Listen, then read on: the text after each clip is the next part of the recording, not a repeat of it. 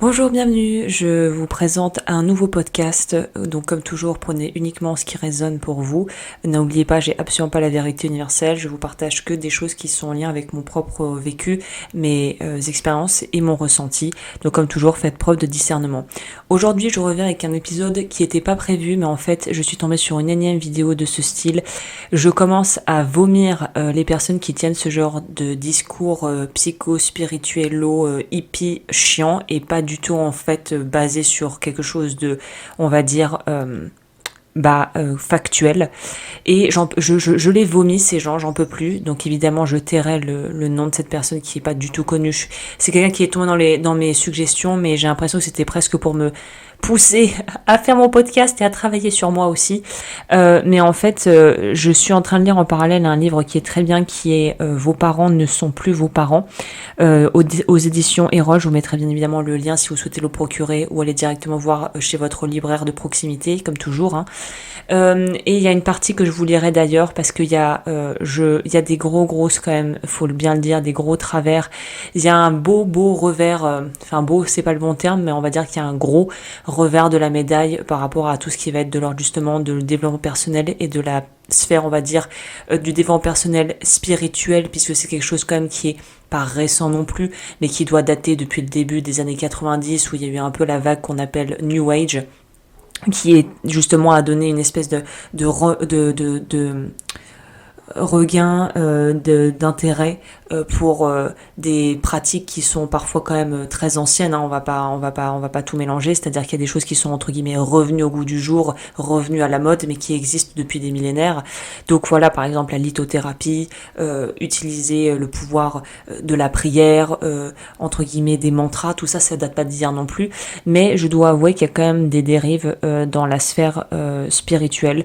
Je suis quand même plutôt bien placée pour en parler puisque c'est en partie mon travail, donc c'est bien aussi parfois aussi vis-à-vis de moi-même de pouvoir avoir un sens de l'autocritique, on va dire juste pour évaluer ce que je propose et ce que je peux voir autour de moi et de pouvoir aussi parler avec des personnes qui évoluent dans ce domaine aussi à titre professionnel comme moi. Donc voilà, là je parle vraiment en m'incluant parfois parce que j'ai pu avoir des travers que je pourrais aujourd'hui peut-être pointer du doigt. Donc voilà, encore une fois je fais preuve d'un minimum d'humilité parce que je suis passée par des étapes et je continuerai probablement à passer par d'autres étapes, mais je suis loin d'être blanche comme neige et le but du podcast n'est pas de pointer du doigt les autres, mais de pointer ce qui ne va pas dans le système et ce qu'en fait on transmet comme information qui ne sont pas forcément vraies finalement, qui ont été dénaturées et sorties de leur contexte. Et si vous voulez en savoir plus par rapport à cette notion de contexte et de contextualisation, je vous renvoie au podcast La face cachée de l'écologie que vous pouvez retrouver sur ma chaîne où j'aborde un autre, on va dire une autre vision par rapport plutôt à la branche écologique et tout ce qui en va être dans l'ordre du brainwashing. Là c'est pas le propos, mais je voulais un peu retransposer dans l'aspect du coup spirituel, développement personnel, parce qu'il y a quand même des grosses il y a des gros points noirs pour moi je trouve, et là la vidéo c'était typiquement la vie on n'est que joie, on n'est que amour, on n'est que lumière, tout n'est que beauté, beauté, luxe et volupté, comme dirait un certain je crois Baudelaire. Et là j'avais envie de dire non mais faut arrêter quoi, là faut arrêter, non mais là faut vraiment arrêter, parce que ces genres de personnes, on a envie de leur dire, mais est-ce que vous êtes allé faire un tour au Bangladesh ou en Ukraine par exemple en ce moment et là j'ai envie de dire, faut arrêter avec ces trucs de on n'est qu'un, tout est beau, tout il est paix, harmonie, je suis là, je vis mon incarnation et je suis dans la paix, tu sais c'est un peu comme ces gens qui ont de la boue jusqu'au cou, mais qui veulent pas voir qu'ils ont de la boue jusqu'au cou et qui sont ah mais non ça va très bien, tu sais un peu le truc t'as de la merde jusqu'au cou mais non mais ça sent très très bon en fait, ça sent la rose. Il y a un moment faut arrêter. Et là j'en pouvais plus parce que ça m'a vraiment fait me montrer à quel point des gens en fait vont prêcher certaines choses ou parce qu'en plus, je sais pas si vous avez pu remarquer aussi, mais le genre de discours que ces personnes tiennent, qui sont dans cet esprit-là, c'est intéressant tout de même parce qu'ils nous disent tous la même chose. Alors j'aimerais bien, je me demande parfois où ils sont allés chercher ça. La plupart, ils se sont réappropriés ou ils régurgitent des choses qu'ils ont peut-être entendu de mettre entre gros guillemets spirituels, qui eux-mêmes se sont appropriés des concepts plus anciens qu'ils ont revus à leur sauce. Et en fait, j'ai l'impression que se réapproprier des préceptes, on va dire, que ça soit religieux ou spirituel, c'est-à-dire en lien plutôt avec des pratiques d'ordre hindouiste ou du bouddhisme, des choses comme ça. Et en fait, ça fait un gros c'est comme si c'était un gros pot pourri de tout un tas d'idées préconçues qu'on réutilise à sa sauce et qu'on nous resserre en fait. Et je me rends compte de l'importance en fait du sens critique. Avoir développé son sens critique et utiliser aussi le bon sens commun, je crois que c'est quelque chose qui ne sera jamais dépassé, c'est jamais quelque chose, c'est des valeurs en fait fondamentales auxquelles on reviendra toujours. Questionner ce qu'on vous raconte, que ça soit ce que je vous dise, que ça soit ce que l'on vous dit à la télé, aux infos, ce que des personnes peuvent vous dire dans le milieu du développement personnel. Il y a vraiment une notion, c'est remettre en question, mais pas juste pour remettre en question, mais c'est remettre en question et interroger pour voir si ça résonne avec nous et si ça sonne juste en nous. Parce qu'il faut savoir aussi qu'en marketing, n'oubliez pas, on apprend ça. Enfin, moi j'ai pas fait d'études de marketing, mais c'est une des bases du marketing. C'est si c'est gratuit, c'est vous le produit. Donc je vous laisse un peu infuser cette phrase aussi. Si c'est gratuit, c'est vous le produit. Donc il y a une notion, il faut faire attention aussi de ce qu'on recherche et surtout de ce que l'on nous sert comme discours en fait. Et c'est très intéressant parce qu'en fait ça relie à un deuxième point que je voulais mentionner. Je ferai carrément un épisode là-dessus parce que gros sujet qu'on n'aborde jamais, qui est aussi un peu tabou, c'est la notion de parents, de la relation parent-enfant et de la relation ex-enfant, ex-parent, en partant d'un postulat qui est qu'à un certain moment, nos parents resteront nos parents sur le plan biologique et humain, mais leur rôle, leur job de parent s'arrête à un moment donné. Et ça, c'est quelque chose qu'on perd de vue, mais on n'est pas parent toute une vie finalement en fait. Quand l'enfant est devenu adulte et un être responsable, qui a sa propre vie, sa propre autonomie et son propre cheminement, le parent, sa place va changer et c'est quelque chose qui est très délicat et une transition d'ailleurs que beaucoup de parents-enfants, relations parents-enfants, n'arrivent pas à faire. Donc c'est un sujet que je trouve hyper intéressant et je pense que je prendrai en référence ce livre pour vous parler justement de points cruciaux par rapport à cette notion de bien pouvoir développer finalement une relation pour sortir d'un cadre je suis l'enfant de mes parents et je resterai toute ma vie l'enfant de mes parents, à je suis un adulte autonome qui peut relationner avec mes ex-parents qui maintenant vivent leur vie et n'ont plus besoin de moi et je n'ai plus besoin d'eux de la même manière et je ne vais plus relationner avec eux de la même manière. C'est en gros devenir autonome et indépendant et surtout libéré du poids du regard ou des croyances familiales en fait. Donc là, par rapport à ça, je voulais aussi vous en parler parce que c'est pas un hasard qu'on est, enfin en tout cas moi que je puisse maintenant me rendre compte de plus en plus de certaines dérives dans les sphères un peu plus spirituelles, notamment au niveau justement des personnes qui ont une forme d'influence et qui peuvent aussi avoir des chaînes YouTube ou des podcasts ou avoir une certaine forme de, on va dire, caisse de résonance par rapport à ce qu'ils proposent et les discours qu'ils peuvent tenir. Évidemment, je mets pas tout le monde dans le même panier, mais là c'était tellement aberrant, je me suis dit non mais attends, faut redescendre, là il y a un moment, faut arrêter quoi. Donc là, ce que je voulais vous parler, c'est cette notion justement, c'est pas un hasard. Les personnes qui peuvent vouloir entrer dans la spiritualité ou commencer à s'intéresser à ça, si vous n'avez peut-être aucun si vous y êtes arrivé, mais non pas par vraiment justement un héritage culturel, mais plus par une quête de sens, pour donner du sens à votre vie, il y a quand même une probabilité assez importante que vous soyez tombé là-dedans à la suite, ça vous pouvez le voir par vous-même et me dire si c'est votre cas ou pas. La plupart des gens qui se mettent à une espèce de recherche de soi ou une quête de vérité ou de spiritualité ou de remise en question existentielle pour savoir est-ce qu'il y a quelque chose là-haut, est-ce que Dieu existe et ce genre de raisonnement, ça arrive souvent à la suite de situations et d'événements de vie qui sont en fait très durs et c'est tellement dur qu'on a besoin de se raccrocher à quelque chose de plus grand que nous. Donc dans la plupart des cas, c'est quelque chose d'extrêmement positif parce que ça nous pousse à en fait ouvrir des portes qu'on n'aurait peut-être jamais franchies si on n'avait pas eu tout ce que l'on a eu de difficile à vivre et les épreuves qu'on a eu en fait à surmonter surmonter. Mais dans beaucoup de cas aussi, les épreuves qui ont été peut-être le point de bascule qui nous a poussé à s'intéresser à ce genre de choses ou à vouloir développer justement nos connaissances sur ces sujets, c'est aussi en partie lié à un bagage qui peut remonter justement à l'enfance ou même à la petite enfance, où en réalité on a des traumas. J'ai aussi parlé de ça sur la chaîne, je vous invite à aller écouter le podcast que j'ai fait là-dessus, je ne reviendrai pas dans les détails, mais en gros on a vécu des traumatismes qui nous laissent une empreinte au niveau psychique et au niveau de notre corps, dans notre corps, qui nous laisse en fait des mémoires traumatiques, ce qu'on appelle la mémoire traumatique. Et en fait, tout ça va être réactivé chaque fois qu'une épreuve nous arrive qui est en lien avec la blessure initiale, on va dire, ou les blessures initiales de l'enfance, qui va se réactiver, et c'est comme mettre du sel sur une plaie encore béante, ça fait très très mal. Et ce qui fait qu'en fait, notre quête parfois de compréhension à un niveau spirituel des choses, ça va être en fait un mécanisme de protection que la psyché, notre ego quelque part, va mettre en place pour justement éviter de souffrir encore plus. C'est-à-dire, typiquement, ça va être une personne qui a subi des violences peut-être physiques, va essayer de faire en fait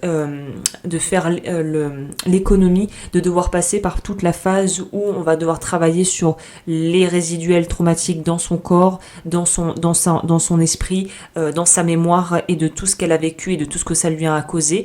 Si elle passe par la case entre guillemets de la case détour spiritualité, elle pourrait peut-être se dire, cette personne, parce qu'on entend ça partout, non mais en fait c'était mon choix d'incarnation, mon âme a fait le choix de vivre cette expérience douloureuse pour me pousser à grandir. Ultimement, peut-être que c'est vrai, je ne remets pas ça en question, peut-être que c'est vrai, peut-être que ça ne l'est pas aussi, mais peut-être que cette vision des choses est une vision qui pourrait l'aider à évoluer dans son parcours. Mais si elle essaye de passer direct de la case j'ai été battue et pendant des années, et mais en fait j'ai compris que c'était parce que c'était mon cheminement spirituel de faire ça, elle veut faire l'économie de toute la phase sortir du déni, se rendre compte que je me suis fait abuser, que j'ai laissé la personne faire, de faire économie de toute la culpabilité ou la colère qu'elle pourrait ressentir au fait de savoir et de se rendre compte qu'elle a été abusée.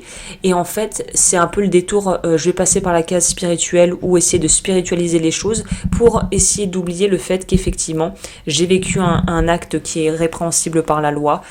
Cette personne a été physiquement abusée et donc on a apporté atteinte à mon intégrité physique et morale, et c'est se rendre compte en fait que effectivement on a été victime d'un abus. Et la spiritualité peut être, comme vous le voyez dans cet exemple, un moyen d'essayer de court-circuiter ça en fait. Non mais j'ai pardonné, je ne souffre plus, c'était vraiment le choix de mon âme de s'incarner. Là encore, c'est encore ce genre de discours qui veut nous faire penser que on est au-delà en quelque part, que plutôt que de se sentir dans une forme d'impuissance et d'accepter qu'on a été victime de ce qu'on a vécu, d'essayer de tomber dans l'extrême opposé qui est la toute-puissance, en se disant non mais en fait Dieu avait un plan pour moi, ou l'univers avait un plan pour moi. Et en fait c'est encore une façon de penser et un mécanisme qu'on a mis en place au niveau psychologique qui vise à protéger la part enfant de nous qui a souffert et qui en fait est encore en souffrance. Donc il y a deux choses que je voulais vous lire par rapport à ça. Déjà par rapport à ce qu'est la souffrance, de façon très simple. Ce que les autrices là nous disent, c'est qu'une souffrance ne se justifie pas, elle s'accueille. Entendre et faire entendre son moi enfantin, sensible et vulnérable est la seule voie réparatrice. Elle consiste à valider sa vérité intérieure naturellement, subjective, puisque sensitive, émotionnelle et imaginative. Elle consolide son sentiment d'intégrité. Dans une relation dysfonctionnelle, la souffrance des enfants intérieurs n'a malheureusement pas sa place. Elle est dissimulée derrière les stratégies de survie et de protection des enfants adaptés, ces éternels enfants face à leurs parents. L'attachement énergivore écrase aussi la possibilité d'un lien vivant et sensible, parce qu'elle développe, et je dirais plus en profondeur dans un autre podcast, il y a la partie enfant de nous qui est le véritable enfant intérieur, l'enfant on va dire qui a vécu tout ce qu'il ou elle a vécu, donc qui vous aviez été enfant, la parcelle de vous enfant qui est encore présente, encore vivante en vous, et il y a l'enfant adapté qui est en fait un espèce de masque social qu'on va tous plus ou moins développer durant notre croissance quand on passe de la petite enfance à l'enfance, où on va se calquer, on a été en gros gros formaté à partir de 7-8 ans, on a été complètement formaté, on n'est déjà plus vraiment, on a été dénaturé de façon volontaire ou involontaire par l'entourage, la famille, les conditions sociales, les croyances, voilà, tout ça, la société en gros. Et l'enfant adapté est souvent ce que l'on prend pour l'enfant intérieur, alors que non, l'enfant adapté est encore un mécanisme de protection qui a été mis en place pour ne pas en gros entrer en lien ou ne pas réactiver des souffrances de l'enfant, du véritable enfant intérieur. Ce qui est intéressant, c'est que par la suite, les autrices nous parlent des trans infantiles. Vous allez me dire, qu'est-ce que c'est que ça? En gros, c'est les croyances limitantes et le mode autopilote, quand on est en mode autopilote et qu'on a des réactions qui sont tellement, on s'est tellement habitué à avoir ces réactions que ça devient des réactions automatiques. Donc là, elle nous explique les trans infantiles, qu'est-ce que c'est une transe? Le psychothérapeute Stephen Wolinski définit la transe infantile comme un sommeil éveillé. Au début, la transe est induite par une série d'interactions avec d'autres personnes, telles que la mère, le père, un professeur et parfois même un patron, des amis, un mari, une femme, des enfants, etc. Enfant, vous avez créé cette transe dans le but de vous protéger ou de vous soutenir, mais elle est devenue une réaction automatique à d'autres personnes et a acquis une autonomie propre. Donc en gros, c'est comme si on n'était plus vraiment... On n'est pas vraiment conscient de ce qu'on fait, on répète un schéma en boucle. C'est comme le disque qui se répète. La transe infantile ne concerne pas uniquement la relation enfant-parent à l'âge adulte, mais notre expérience nous a démontré que l'élaboration d'une saine relation ex-parent, ex-enfant diminue considérablement la quantité et l'intensité des phénomènes de transe. D'une manière ou d'une autre, se déshypnotiser, c'est se réveiller et s'éveiller à un juste lien entre ex-enfant et ex-parent. Se déshypnotiser, c'est passer d'un état hypnotique provoquant un sentiment de rétrécissement ou de contraction à l'expérience élargie et libératrice d'être un observateur créateur, donc conscient de ses états intérieurs et acteur de ses choix dans le présent. Donc c'est sortir littéralement du pilote automatique dans lequel on est tous plus ou moins plongés sans même s'en rendre compte. C'est un peu ça le film Matrix, c'est un peu ça dont nous parlent certains, là pour le coup vrais maîtres spirituels, de sortir de cette forme d'illusion en fait qui est cette inconscience en fait dans laquelle on est, dont on se rend même pas compte qu'on a des réactions automatiques complètement finalement programmées. Là, il parle justement, et c'est là où je vais vous mettre en garde, alors évidemment, ce sont juste des signes, ce sont un petit peu des petites sonnettes d'alarme si vous vous retrouvez là-dedans, mais ça ne veut pas dire qu'il y a forcément trans infantile derrière ce genre de comportement, mais ce sont des signes suspects qui peuvent vous mettre sur la voie, que vous êtes peut-être dans une forme justement de pilote automatique, ou qu'il y a un programme en vous qui est encore actif. Donc là, elle dit que nous avons répertorié 4 familles de trans qui entravent les capacités cognitives. Les symptômes répertoriés non exhaustifs dans les tableaux ci-dessus sont des signes suspects. Ils révèlent la prégnance de l'enfant adapté en soi. Donc l'enfant adapté qui est là pour protéger le système et pour nous empêcher d'aller en gros rentrer en contact de ce qui souffre en nous. Vous serez surpris de découvrir à quel point les trans infantiles sont un phénomène particulièrement courant. Elles ne révèlent pas d'une pathologie quelconque, mais sont à l'origine de nombreuses difficultés professionnelles et personnelles. Là, je ne vais pas tout vous faire en détail, mais en gros, il y a les trans corporels, donc les ressentis corporels. Nous avons les trans temporels qui nous parlent de temps. Donc d'avoir des difficultés à être là ou au contraire vouloir toujours partir dans sa tête et être dans le passé ou le futur. Nous avons les trans corporels qui nous parlent justement de réactions corporelles, soit on sent son corps, soit on est complètement anesthésié dans son corps, soit on a besoin par exemple de souffrir ou de chercher des expériences douloureuses. Je vais vous les lire parce que je pense que ça sera plus complet comme ça. Les trans corporels. Les signes suspects. Je ne parviens pas à rester ici et maintenant. Je suis comme un enfant obéissant ou révolté face à mon parent, conjoint, ami, patron ou collègue. Je m'imagine un autre passé ou j'imagine un futur qui va corriger mon passé. Vous voyez un peu déjà le gros souci ici. J'imagine un futur qui va corriger mon passé.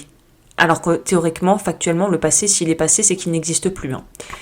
Je suis toujours en colère ou je ne suis jamais en colère. Je veux me venger ou je suis toujours dans la plainte. Je ne suis pas responsable de mes actes et de mes choix. Je ressasse sans cesse des événements du passé. J'oublie complètement mon passé ou je garde en mémoire les moindres détails de mon passé.